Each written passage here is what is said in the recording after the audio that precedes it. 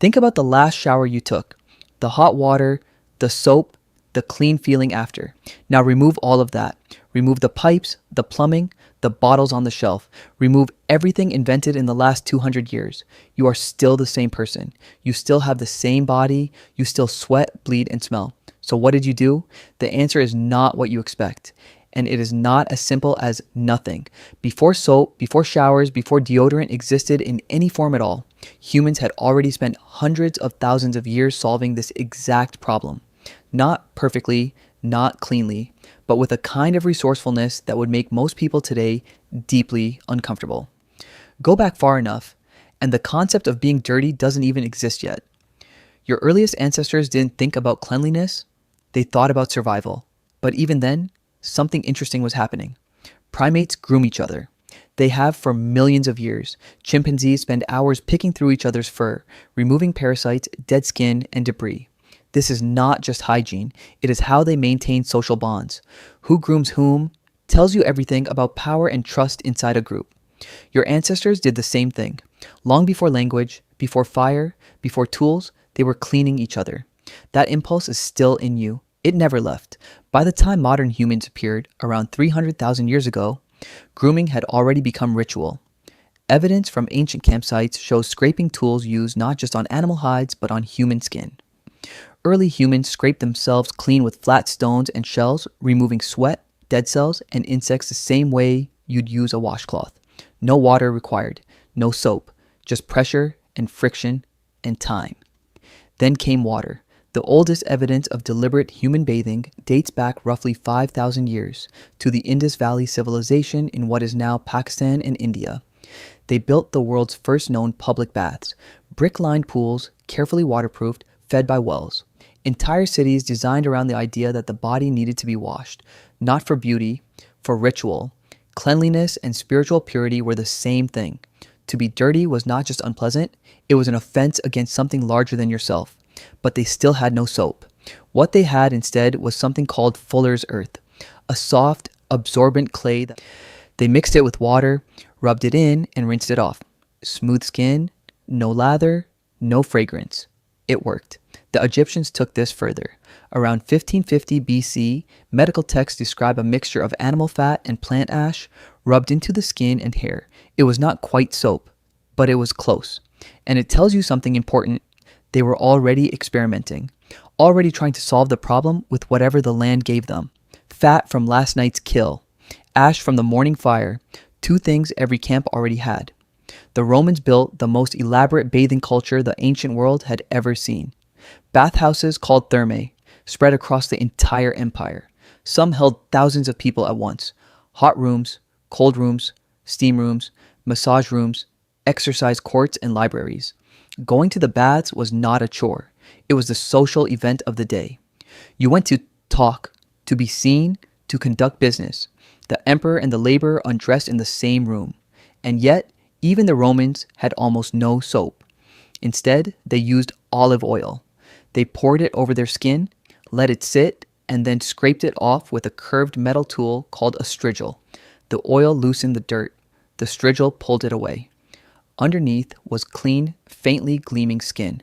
Some wealthy Romans had slaves whose entire job was to strigil them after every bath.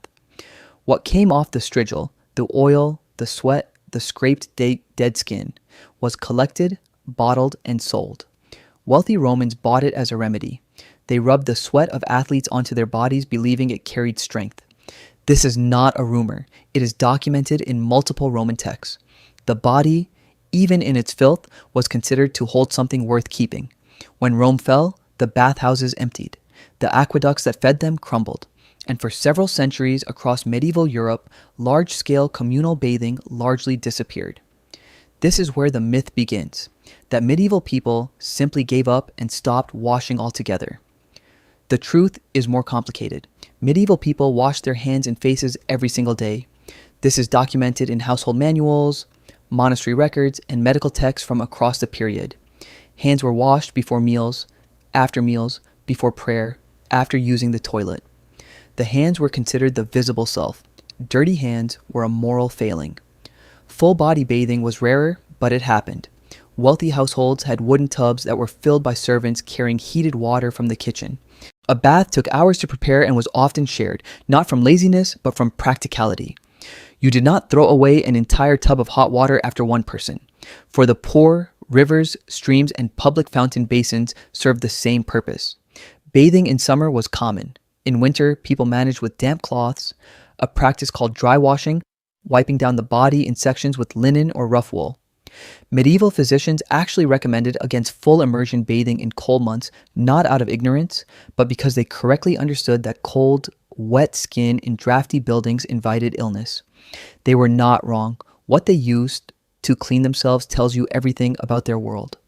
Wood ash mixed with water produces lye, a caustic alkaline liquid that strips grease and kills parasites.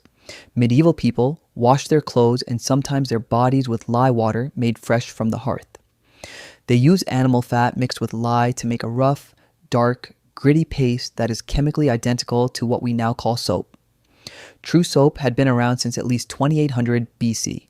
It just took a very long time to become ordinary. They also used herbs. Lavender, rosemary, and mint were boiled into water and poured over the body or used to scent linen, not to mask smell, to actively clean. Many of these plants have genuine antimicrobial properties that science only confirmed centuries later. They did not know the mechanism, but they had noticed it worked. And here's the part actually worth sitting with. Medieval people lived with smell in a way that is almost impossible for modern people to understand. Not the smell of rot or disease, though that existed too, but the everyday smell of a body that had worked, eaten, and lived. Historians who study this period say the threshold for what counted as clean was simply different, not lower, different. Their noses were calibrated to a world without deodorant, synthetic fragrance, or sealed packaging. What we would find unbearable, they would find ordinary. And what they found foul, rotting food, disease, stagnant water, we would find foul too. The line between clean and dirty existed. It just ran through a different place.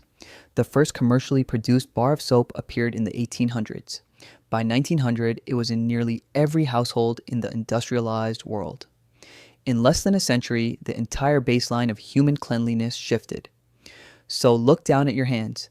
The last time you washed them, you used something that did not exist in any meaningful form for most of human history.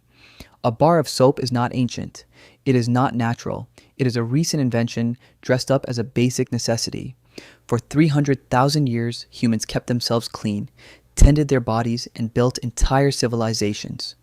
Without it, you are not cleaner than they were because you have better tools. You are cleaner because you were born at a particular moment when those tools happened to exist. That is all. That is the only difference. To watch your life during the Chernobyl disaster, click this video.